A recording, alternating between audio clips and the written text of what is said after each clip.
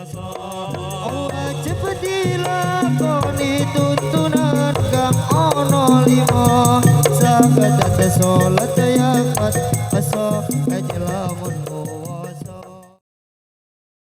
kawula cilik padha nelangsa sadeng pangade dikurangi awanita diperkosa kau priya padha disiksa akeh wong kerja beksa ngorbanake sanabaden lan tangga sapa wong Jawa kang ngantong bondo sebab edan marang bondo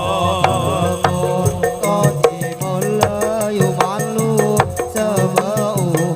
tanaza kauli wa fi'ali waliyati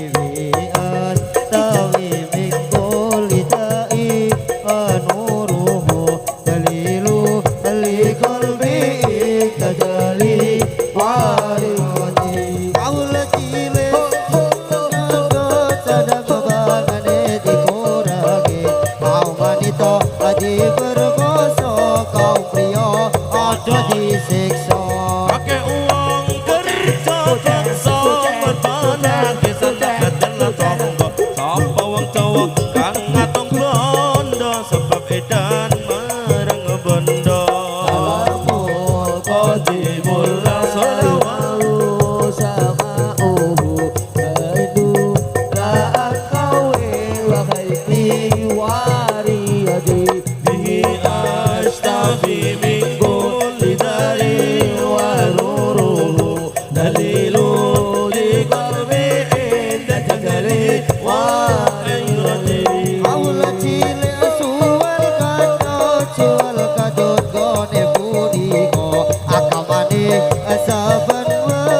saben wengi lan saben dino syukur sambat saben dino saben sragai banget padha mikir wetenge dhewe padha traca sak karepe dhewe kok dimulai waru sama nazahat kowe wa pilih wari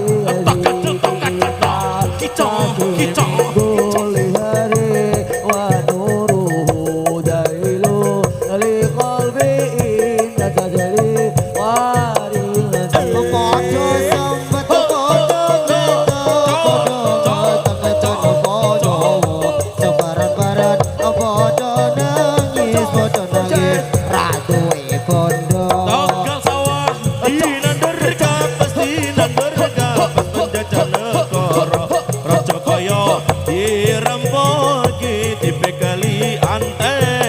londo dimulai lalu sama agagaan kowe wabili wariyadi bisa sabi min kuliyadi waduru qalbi inda tajri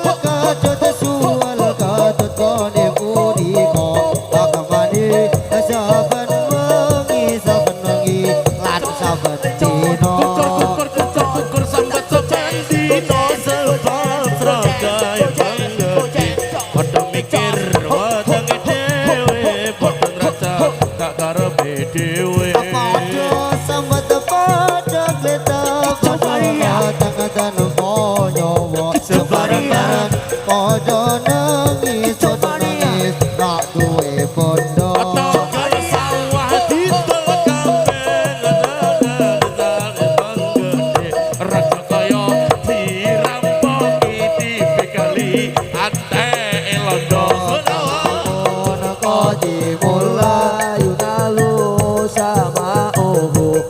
anta an kawi wa pilih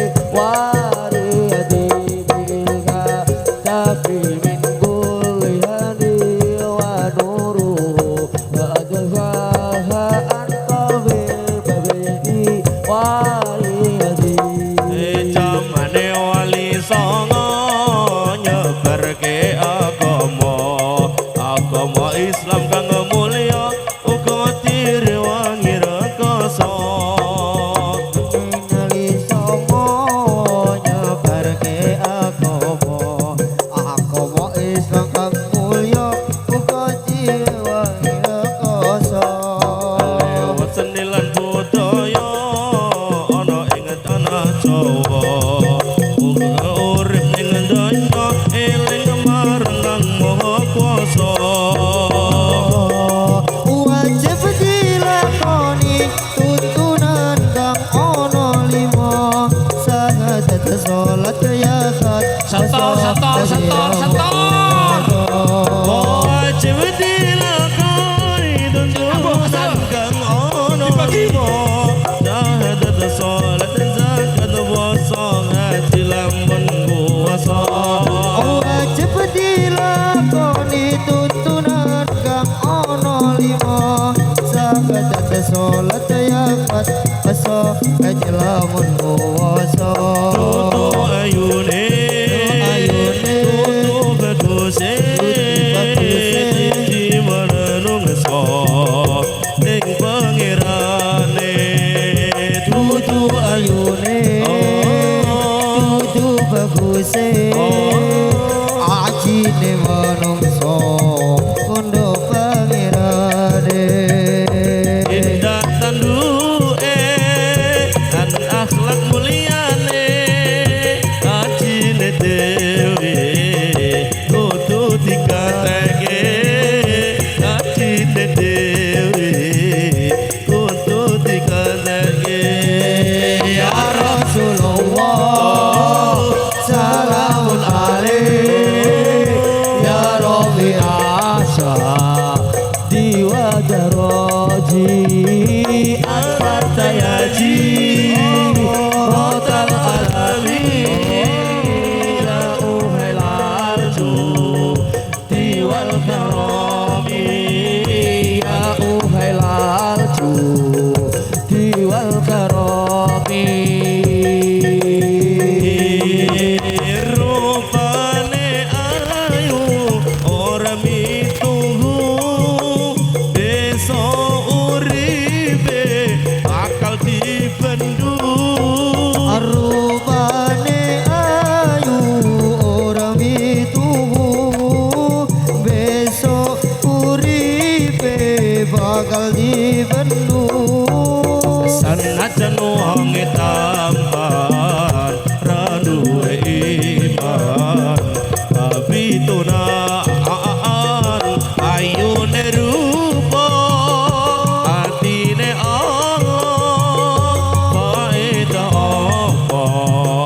urip tanpa guna faedah apa